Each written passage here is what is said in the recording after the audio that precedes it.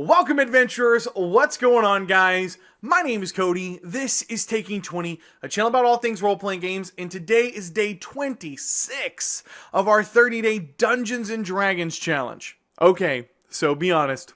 You missed me just a little bit, right? Come on. So, as I said, today is day 26, and today's question is, what is your favorite magic item? I hope you guys are ready.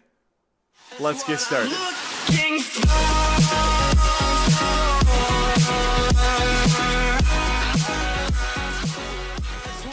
Alright, magic items. You know, magic is like the main staple of fantasy, right? It's like the thing that makes fantasy is magic and items that have these magical properties in it. When I think of fantasy, and when I think of magical items, you know, there's a few kind of different styles of magic items. You kind of have your quirky magic items, your fun ones that kind of have some world building to them, some like fun tropey things that you can include in your games.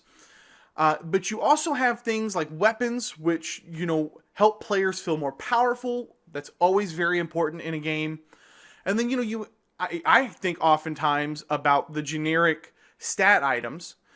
Because I played a lot in 3rd edition in Pathfinder and and Dungeons & Dragons Online. I played a bunch of DDO.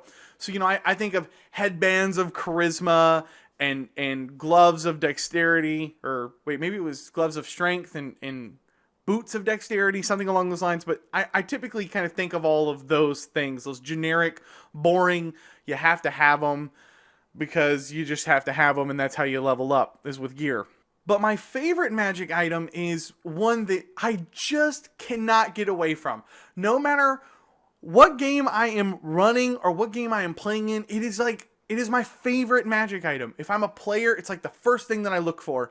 If I am a dungeon master, I give these away to players. I think my current party has 2 of these, and that is a bag of holding. And I know there are a lot of great, fun magic items out there that have a bunch of fun, creative uses for. But for some reason, I just cannot. When I think of magic items, it's like the first thing that I think of is a bag of holding. I really dislike encumbrance, and the whole concept of me trying to think about my player really has a backpack the whole time while he's adventuring, and he has all the stuff in his backpack and little pouches on him, but he's fighting and jumping over ridges and sliding around on ice to get underneath of a closing wall. And it's tough for me to kind of picture all of those things with just this big, you know, 80-pound, this big 80-pound backpack filled with a bunch of shit that I could get out and around if I wanted to. And so I really love bags of holding. And I think by now most of my players understand that I pretty much like to give them a bag of holding, which is why another one of my absolute favorite items in Dungeons & Dragons is the Bag of Devouring. And if for some reason you're not familiar with the Bag of Devouring, it is kind of a little variance on the Bag of Holding, if you will. If by variance you mean, of course, it will eat all of your shit. One of the meanest things that you can do for players is to give them one of these bags of devouring. Again, it's almost like a cursed item, but it's not. It's its own thing. And it's a great concept. It's a great way to take a really comfortable player who's like, I know how to play Dungeons & Dragons. I've been playing Dungeons & Dragons for a long time. And if they're really cocky and they're really arrogant and they read all the books and they know all your monster stats and they're really into the game where you feel like you can't ever trick them, slide them a bag of devouring. Just slide them one. Just say, oh yeah, it's a bag of holding. It identifies as a bag of holding.